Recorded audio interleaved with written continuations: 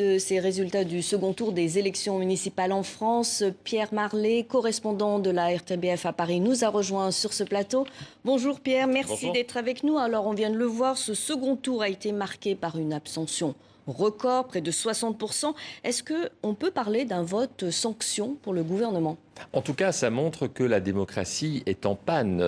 Lorsque vous avez une majorité d'électeurs qui ne va pas voter, certes, la légitimité n'est pas atteinte parce que ceux qui sont allés voter ont désigné leurs représentants, mais tout de même, ça pose un souci. Alors, ce n'est pas la première fois qu'on observe une désaffection progressive, et ce n'est pas spécifique à la France. Il y a de plus en plus de méfiance, il y a moins de gens qui vont voter, mais tout de même, jamais on n'a vu un tel chiffre. Ça s'explique, bien entendu, à cause de la crise sanitaire que nous venons de vivre. Le premier tour avait déjà été marqué par une abstention record le 15 mars. On pouvait le comprendre à cause de la peur d'aller voter. Ici, on l'expliquera par la poursuite de cette crise sanitaire, puis aussi parce que le fait que, en 100 jours, les gens ont un petit peu oublié les enjeux.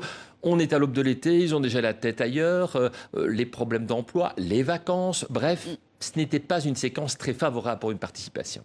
Alors ce second tour, on l'a vu aussi, a vu une percée historique des Verts. Plusieurs villes clés ont basculé dans des camps, le camp des écologistes. Alors il y a Bordeaux, Lyon, Strasbourg. Comment vous l'interprétez ? Mais d'abord, ce n'est jamais que le rattrapage de ce qui se passe dans les pays voisins. Parce qu'après tout, ici, on a une implantation, en tout cas, il faudra voir si elle sera durable, mais il semble y avoir une implantation de l'écologie politique en France. Mais si l'on se tourne vers les pays voisins, l'écologie est déjà très présente. Elle est très présente en Belgique, elle est très présente en Allemagne. Donc c'est assez logique que quelque part, elle s'installe également parce qu'il y a une inquiétude mondiale, planétaire, autour de thèmes, de climat.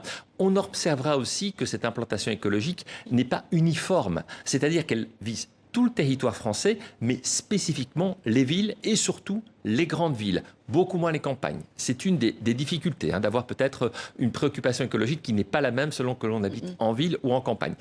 J'ai le sentiment aussi que la crise sanitaire, on se demandait si elle n'allait pas peut-être effacer l'écologie parce qu'il allait y avoir des préoccupations d'emploi, d'économie, les gens avaient peur pour leur emploi, ils allaient revenir vers les gens expérimentés pour les vieilles recettes. Eh bien non, apparemment... Ça a été le contraire, finalement. C'était le contraire.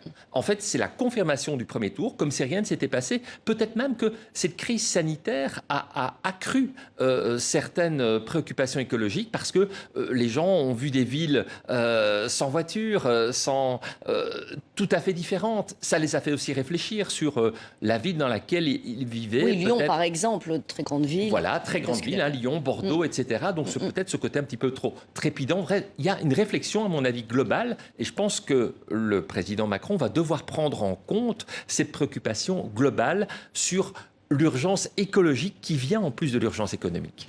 Le Premier ministre Édouard Philippe, je le disais à l'instant, a réussi son pari. Il a été élu maire du Havre à une écrasante majorité, mais il ne va pas pouvoir cumuler les deux casquettes politiques. Alors que va décider Emmanuel Macron selon vous? Ils se sont rencontrés ce matin. Est-ce qu'il va annoncer un grand remaniement ?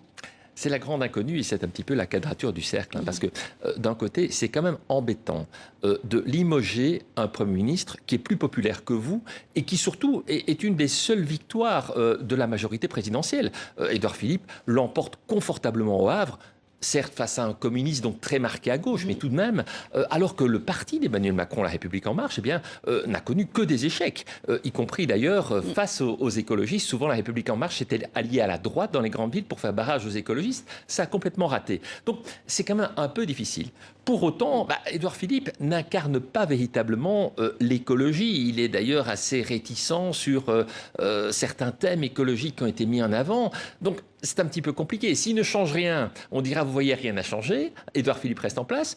Et s'il le limoge, on dira, vous voyez, il limoge quelqu'un qui est plus populaire que lui et qui lui faisait de l'ombre. Donc voilà, franchement, je ne voudrais pas être à sa place. On le saura très bientôt. Alors une dernière question, la maire socialiste Anne Hidalgo reste donc à la tête de Paris, nouveau mandat de 6 ans, après une large victoire contre Rachida Dati, Agnès Buzyn de La République En Marche. Alors est-ce que c'était un échec prévisible pour la droite ? Oui, c'est-à-dire que c'est un échec prévisible, sauf qu'a priori, Paris, il y a quelques mois, on pensait pouvait être le trophée de La République En Marche. C'était vraiment l'endroit où, sociologiquement, le parti d'Emmanuel Macron avait des chances de l'emporter. Il a connu vraiment d'énormes difficultés à trouver les bons candidats pour s'implanter. Et donc, c'est finalement cette gauche sur laquelle on ne pariait pas quand même grand-chose il y a 2 ans, qui a montré qu'elle pouvait, avec un discours très écologiste qui a pu conserver la ville de Paris. Donc c'est assez instructif. Ce qui est instructif aussi, c'est que Rachida Dati, en menant une campagne très à droite, sur les fondamentaux de la droite, a également limité la casse. Et donc cette gauche-droite qui a été laminée par la présidentielle en 2017, tout à coup à Paris, on la voit refaire surface au détriment du parti d'Emmanuel Macron. Merci beaucoup.